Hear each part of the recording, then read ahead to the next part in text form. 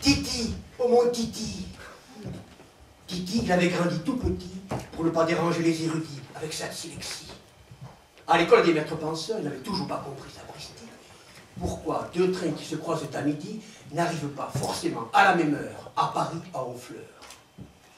Libre penseur, il préférait se cacher sous les sols pleureurs, compter les coccinelles, 1000 fleurs, pour les offrir au ciel en porte-bonheur, ou siffler pour la Marseillaise avec son copain Martin Pêcheur.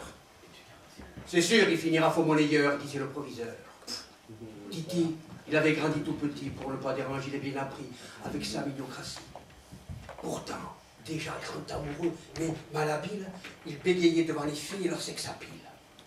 Il avait entendu dire que c'était leur sexe qui marchait à pile. Oh, ça leur rendait vripi volupile, ou Tom nécrophile. Ça leur décrochait un mot, un cil.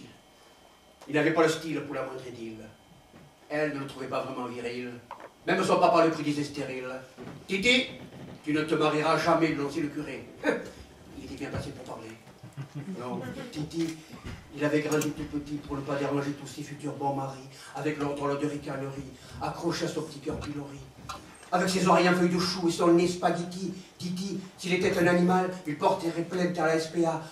Mais au bureau des pleurs, on n'écoute pas les gros bêtas. On l'appelait « Et Titi, et tu fais pipi au lit du lundi au samedi oh, sauf le dimanche !»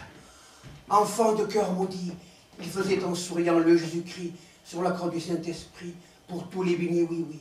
Titi, c'est par un beau matin de pas que Fleury qu'il est parti. Le jour des cloches, en clochette, mais sans faire de bruit. Et en avalant comme un grand verre de whisky, pour se donner du courage et prendre le maquis, avec son vieux copain Martin Pêcheur, 3 feuilles de pissenlit, et dans ses poches, plein de confiseries, 3 boîtes de raviolis. La viande ravioli, c'est le paradis. C'était ses seuls gribouillis sur les murs de la vie. Il s'appelait Titi. Il avait grandi tout petit, pour ne pas déranger les grands esprits, avec sa poésie. C'est fini, merci.